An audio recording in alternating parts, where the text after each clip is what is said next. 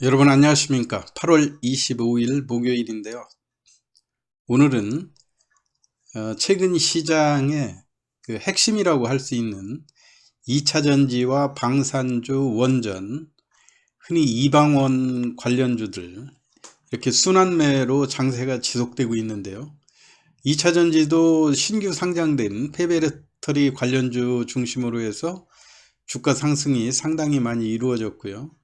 특히 이제 방산주들은 최근에 해외의 그 우리 방산 장비의 수출 계약권으로 인해서 주가가 강한 상승 흐름을 보였는데, 그 와중에 원전의 대표 주자라고 할 수 있는 두산 에너빌리티의 상승은 조금 주식 수가 많다고 하는 이런 측면들이라든가 공매도의 부담, 이런 걸로 인해서 주가가 다소 상승 흐름이 정체된 그런 모습을 볼 수가 있었죠.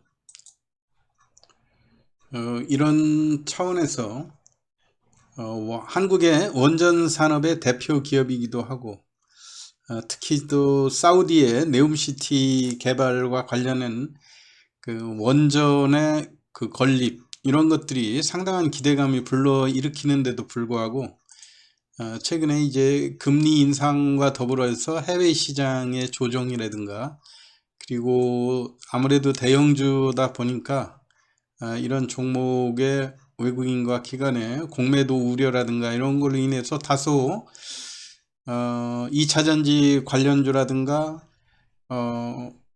또 방산 관련주의 그 핵심주들의 상승하고 비교해 보면 두산 에너빌리티가 상당히 상승이 저조한 이런 모습들이 보이거든요. 그렇지만 오늘 같은 상황에서 우리가 의미 있게 볼 수 있는 것은 기존의 고점, 대략 우리가 일봉 차트에서 볼 때 22,000원 정도에서 주가가 큰 폭의 조정을, 물론 이제 종합주가지수하고 금리 인상 여파로 해서 세계 증시가 다 하락하는 이런 와중에서 조정폭이 컸지만요, 최근 그런대로 그 주가가 어느 정도 2만원대 조정 횡보 양상을 보이면서 오늘 강력하게 장대 양봉으로 22,700원을 돌파하는 이런 모습이었거든요. 이렇게 22,700원이 갖는 종가로 양봉으로 끝났고, 그 다음에 기존의 그 밀집되어 있는 그 매물지대를 강력하게 돌파했다고 하는 이런 의미에 있어서 향후 두산 에너빌리티에 대해서 관심을 기울이시는 것이 좋을 거라고 생각이 됩니다. 이런 차원에서 이제 앞으로 두산 에너빌에 대해서 본격적으로 기존에는 22,000원 돌파하는 지점이 다소 보수적으로 조심스럽게 접근해야 되는 구간이었다고 한다면, 지금부터는 오히려 기존의 매물대를 강력하게 돌파한 오늘의 양봉을 보고 앞으로 조금 적극적인 자세를 견지해도 좋다고 보는 첫 번째 이유는요, 아무래도 한국의 원전 산업의 대표 기업이라고 하는 점, 사우디의 네움시티 개발 기대감도 있다고 하는 점이죠. 그리고 더 눈여겨봐야 될 거는 최근의 수급 동향인데요. 개인들이 잘 오르는 그 핵심주 쪽만 골라서 추격 매수하는 이런 상황에서 최근에 두산 에너빌리티를 두고 기관과 외국인의 매수가 꾸준히 이어졌다고 하는 점이 우선 핵심으로 받아들여질 수가 있거든요. 최근에 여러분들이 거래 동향을 봐도 알겠지만은 외국인은 19,000원, 18,000원 이때부터 2만원대까지 22,000원까지 꾸준히 하루도 빠짐없이 순매수로 보여줬고요. 더군다나 오늘 같은 날은 기관이 179만 주 순매수를 했고요.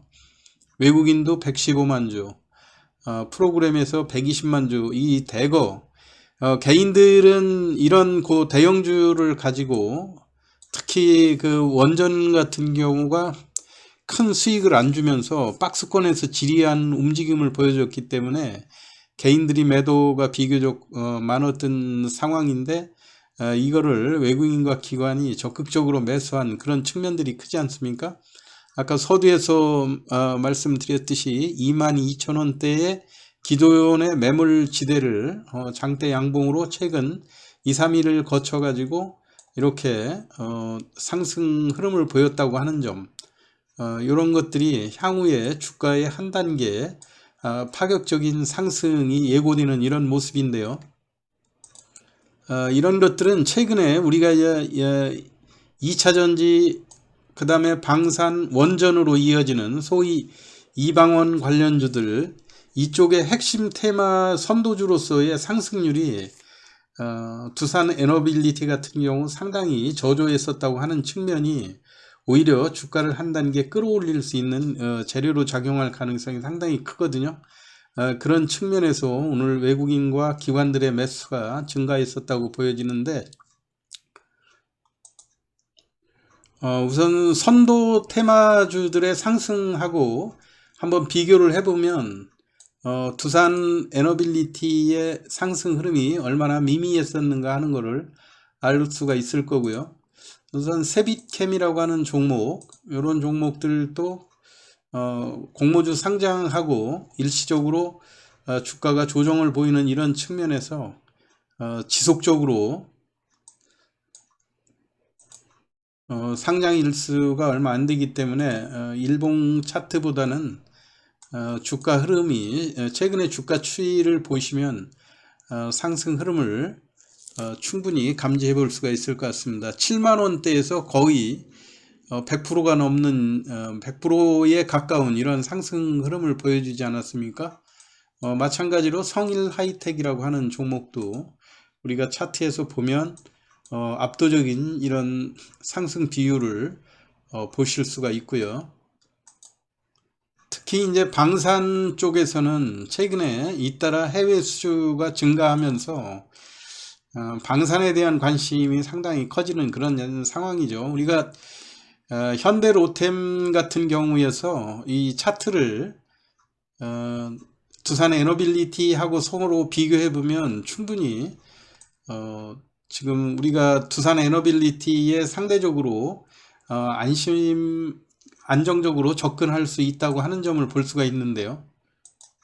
현대 로템도 장기간의 주가의 상승 흐름이 2만원대에서 물론 이제 폴란드의 무기 수출 이야기권은 지속적으로 나왔던 재료들 아닙니까? 그 이후에 1단계 상승을 해놓고 주가가 이렇다 할 반등세를 못 보이면서 계단식의 이런 상승 흐름을 지속적으로 보여주고 있는 이런 상황인데, 결과적으로 보면 2만원대에서 지금 3만원대로 앞자리 수가 바뀐 그런 상황이 됐죠. 그러면은 2만원에서 3만원이라고 그러면 주가 상승 비율이 50% 정도의 상승 흐름이다, 이렇게 볼 수가 있는데, 이거에 비해 가지고 소위 우리나라 대표적인 원전주의 선도 기업이고, 그 다음에 해외에 다양한 그 원전 수출이 예정이 돼 있는 이 두산 에너빌리티의 주가는 다소 이제 실적면이라든가 또 그 주식수, 과도한 주식수하고 그 다음에 공매도 이런 거에 대한 우려로 기존의 고점을 강하게 돌파하지 못하는 이런 측면들이 있었는데, 최근에 기존 밀집지대를 이렇게 당일 장대 양봉으로 돌파했다고 하는 측면, 그리고 기관과 외국인의 매수세들이 집중되고 있다고 하는 면들을 보면은 여타 핵심 주도주의 상승 비율에 따라서는 오히려 두산 에너빌리티가 저가라는 메리트가 부각되고 있는 시점이 아닌가, 이렇게 생각이 됩니다.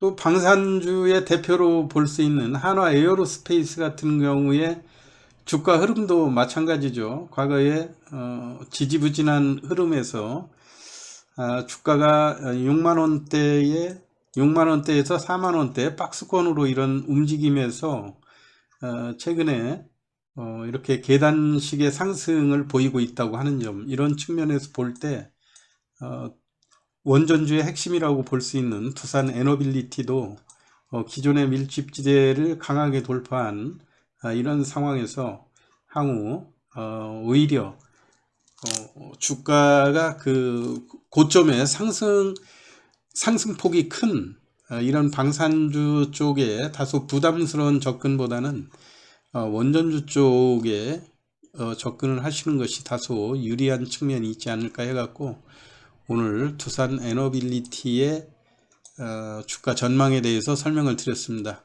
참고하시기 바라고요. 오늘 시황 이거로 마치겠습니다. 감사합니다.